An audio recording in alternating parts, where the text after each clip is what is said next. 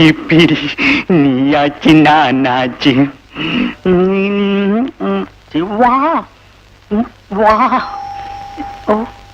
ആരാ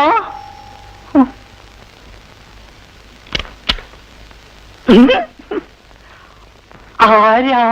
ഭാരതി മേനൊന്ന് കാണണം. അയ്യോ, അവരെ ഇപ്പൊ കണ്ടിട്ട് ഒരു കാര്യമില്ല സാർ. അതെന്താ? കഴിഞ്ഞ ആഴ്ചയിൽ ഇവിടെ പോലീസ് റൈഡ് നടന്നുകൊണ്ട് പിന്നെ വല്ലപ്പോഴും വേണ്ടപ്പെട്ടവർക്ക് വേണ്ടി നൈറ്റ് ഷോ മാത്രമേ ഉള്ളൂ. ഞാൻ മിസ്റ്റർ ചന്ദ്രശേഖരന്റെ ഗസ്റ്റ് ആണെന്ന് ഭാരതി മേനോട് പറഞ്ഞാൽ മതി. അദ്ദേഹത്തിന്റെ ആളാ? ഞാൻ ഇപ്പൊ പോയി പറയാം സാർ. സാർ ഇവിടെ ഇരിക്കും.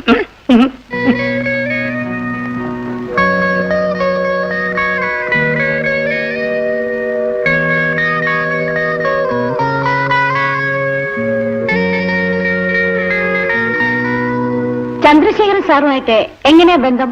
ഞങ്ങൾ ഫ്രണ്ട്സ് ആണ്. എന്റെ പേര് Isaac John. Oh, I see. അപ്പുകുട്ട, സാറിന് മുകളിൽ വിളിച്ചോണ്ടു.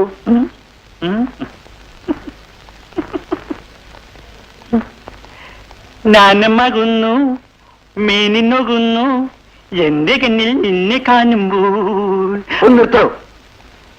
താനാണോ പെണ്ണോ? ഇത് രണ്ടും അല്ല സാറേ, അതുകൊണ്ടാണ് എനിക്കൂടെ വേല കിട്ടിയത്. വാ, എല്ലാ സിസ്റ്റേഴ്സും വെളിയെ വരി. വേഗം വാ, എല്ലാരും അങ്ങ് മാറിയിക്ക്. സാറേ, ഇതാണ് ഞങ്ങളുടെ കളക്ഷൻ. സാറിന് ഇഷ്ടപ്പെട്ടില്ലേ? സ്പെഷ്യൽ ആ റൂമിലുണ്ട്.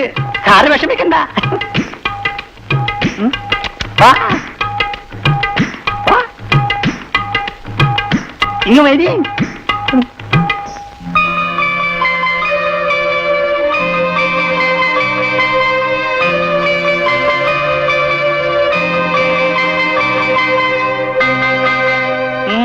ഇഷ്ടപ്പെട്ടു അല്ലേ?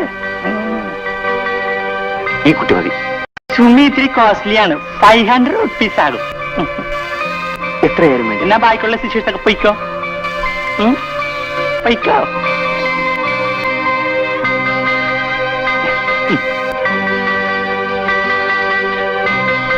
സാറേ, എന്തെങ്കിലും ആവശ്യമുണ്ടെങ്കിൽ ഞാൻ അടി കാണും കേട്ടാ. അച്ഛാ. അയ്യോ,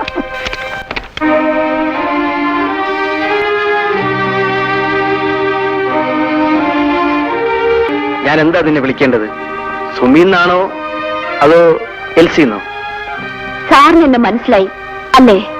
അതുകൊണ്ടാണല്ലോ ഞാൻ നിന്നെ തന്നെ മതി എന്ന് പറഞ്ഞത്. പക്ഷേ നീ വിചാരിക്കുന്ന കാര്യത്തിനൊന്നുമല്ല ഞാനിവിടെ വന്നത്. എനിക്കതറിയാം.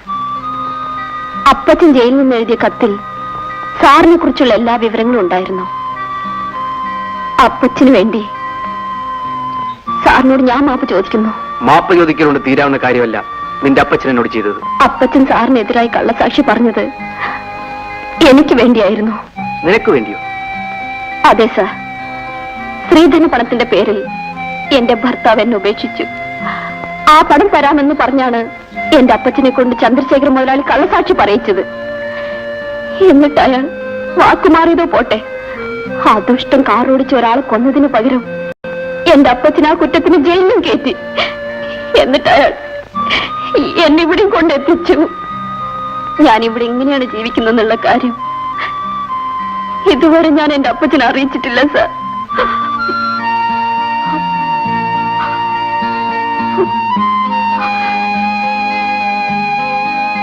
ആട്ടെ, സാറിപ്പോ ഇവിടെ എന്തിനാ വന്നത്? ഞാൻ എന്റെ ഭാര്യയെ അന്വേഷിച്ചു വന്നതാണ്. സാറിന്റെ ഭാര്യയുടെ പേര് രമ എന്നാണോ? അതെ. രമയെ കോടതിയിൽ നിന്ന് ജാമ്യം എടുത്ത് ഇവിടെ കൊണ്ടുവന്നിട്ടും അവൾ ആർക്കും വഴങ്ങിയില്ല. രമ മരിച്ചാലും അവളുടെ മാനം നശിപ്പിക്കാൻ ഈ ഭൂമിയിൽ ആരെ കൊണ്ടും കഴിയില്ല സാർ. അതെനിക്കറിയാം. ഞാൻ ജയിൽ ചാടിയത് അവളെ ഒരു നോക്ക് കാണാൻ വേണ്ടി മാത്രമാണ്. ഇന്ന് രമയെ ചന്ദ്രശേഖര മുതലാളിയുടെ ഗസ്റ്റ് ഹൗസിലേക്ക് കൊണ്ടുപോകുന്ന വഴിക്ക് വെച്ച് എങ്ങനെയോ രക്ഷപ്പെട്ടു പോയെന്ന് ഇവിടെ പറയുന്നത് കേട്ടു. പിന്നീടുള്ള കാര്യങ്ങളൊന്നും എനിക്കറിയില്ല. നമ്മൾ സംസാരിക്കുന്ന ആരെങ്കിലും കേട്ടാ അപകടമാണ്. രമ ഇവിടെ വരികയോ വല്ല വിവരവും കിട്ടുകയോ ചെയ്താൽ ഞാൻ ഉടനെ സാറിനെ അറിയിച്ചോളാം.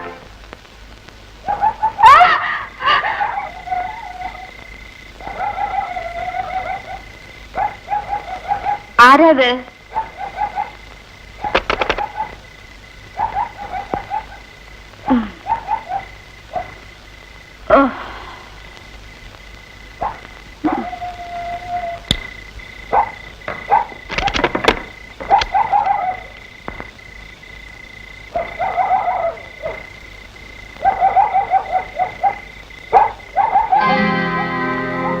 ആരാത്?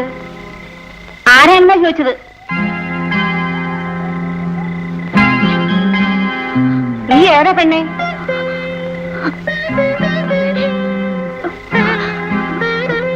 ഞാൻ ആരോരും ഇല്ലാത്തവളാണമ്മേ. മാനം പേടിച്ച ഇതിനകത്തോട്ട് ഓടിക്കയറിയത്. നിന്നെ കണ്ട് ഞാൻ പേടിച്ചില്ലോടി. ആരാണെന്ന് ചോദിച്ചാൽ നീ എന്താ മിണ്ടാതിരുന്നത്? എന്നെ 4-5 തെമ്മാടികൾ ഓടിച്ചോണ്ട് വരികയായിരുന്നു. എന്റെ ശബ്ദം കേട്ട അവരിങ്ങോട്ട് കയറി വരുമെന്ന് പേടിച്ച മിണ്ടാത്തത്.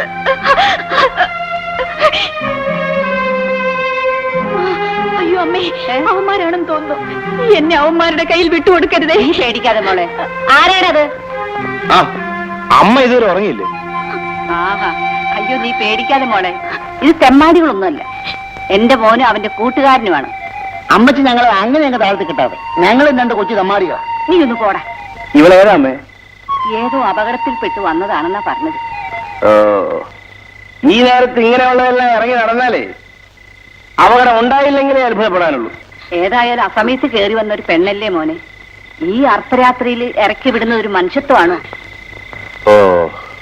അമ്മ എന്നെ പറ്റി വിഷമിക്കണ്ട, ഞാൻ പൊയ്ക്കോളാം. വേണ്ട മോളെ, എനിക്കും നിന്നെ പോലെ ഒരു പെണ്ണുള്ളതാ.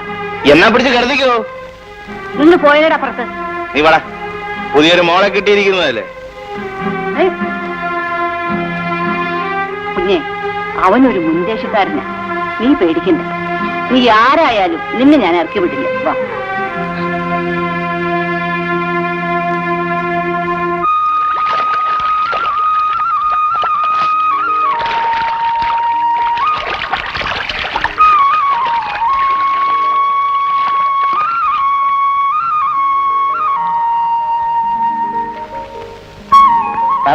മുങ്ങി കുളിച്ച് കഴിഞ്ഞപ്പോ എന്റെ ബ്രെയിനിൽ നിന്ന് പെട്ടെന്നൊരു ഐഡിയ.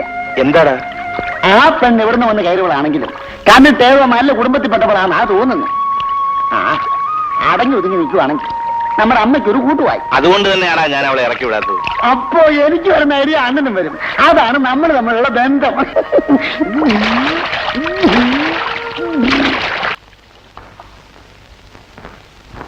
അമ്മേ, അമ്മേ, എന്താ മോളെ? നേരം വെളുത്തു, ഞാൻ പൊയ്ക്കോട്ടെ. നീ എങ്ങോട്ടാ പോകുന്നത്? എങ്ങോട്ട് പോകണമെന്ന് എനിക്ക് തന്നെ അറിയില്ല അമ്മേ. എനിക്ക് തങ്ങാൻ ഇടം തന്നതിന് അമ്മയെ ഞാൻ എന്റെ പെറ്റമ്മയെ പോലെ ഓർമ്മിക്കും. അമ്മയുടെ മകൻ എന്നെ കുറിച്ച് എന്തൊക്കെയോ തെറ്റിദ്ധരിച്ചു എന്നാണ് തോന്നുന്നത്. ഞാൻ മാപ്പ് ചോദിച്ചെന്ന് അമ്മ പറഞ്ഞേക്കണം. ഞാൻ വരട്ടെ.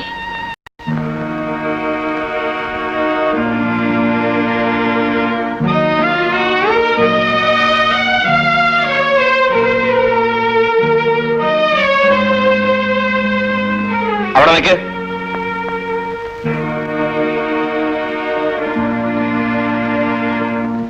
നീ അർദ്ധരാത്രി ഓടിക്കയറി വന്നവളായതുകൊണ്ടാ നിന്നെ ഞാൻ തെറ്റിദ്ധരിച്ചത്. എന്താ, നിനക്കിവിടെ കഴിയാൻ ഇഷ്ടമാണോ?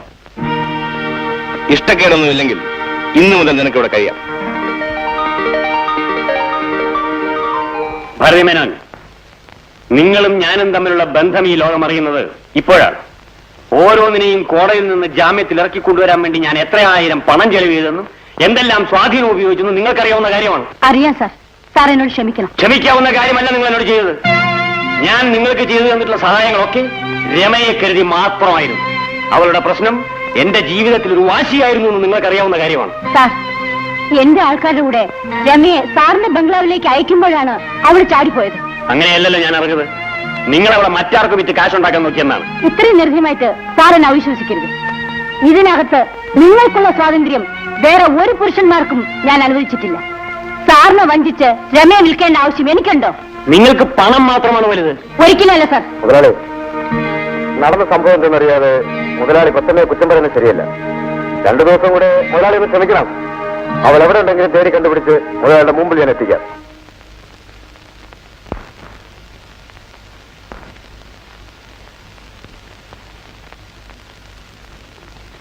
മതി മോളെ, നീ ഇനി പോയി അടുക്കളയിലെ കാര്യങ്ങളൊക്കെ നോക്ക്. ചോറും കറിയെല്ലാം ശരിയാക്കി വെച്ചിട്ടാമേ ഞാൻ ഇങ്ങോട്ട് വന്നത്. ഞാൻ പെറ്റു വളർത്തിയ മകളിൽ നിന്ന് പോലും എനിക്ക് കിട്ടാത്തൊരു ഭാഗ്യമാണ് മോളെ നിന്റെ ഓരോ പെരുമാറ്റവും. നിന്റെ മുഖത്ത് നോക്കുമ്പോഴെല്ലാം എനിക്ക് അവളുടെ ഓർമ്മയാണ് വരുന്നത്. നിന്നെ പോലുള്ള അടക്കവും ഒതുക്കൊന്നും അവൾക്കറിയില്ല. എപ്പോഴും കിലുകിലാന്ന് വർത്തമാനം പറഞ്ഞുകൊണ്ടിരിക്കും. അവള് വെറും ഒരു പാവമ്മ. ആ മകൾക്ക് കിട്ടേണ്ട വാത്സല്യമല്ലേ അമ്മേ ഇപ്പൊ അമ്മയിൽ നിന്നും എനിക്ക് കിട്ടിക്കൊണ്ടിരിക്കുന്നത്? എന്റെ കുഞ്ഞെ, ഇപ്പൊ നീയല്ലേ എന്റെ മോള്. ലോകത്തുള്ള എല്ലാ മക്കളെയും ഒരമ്മയ്ക്ക്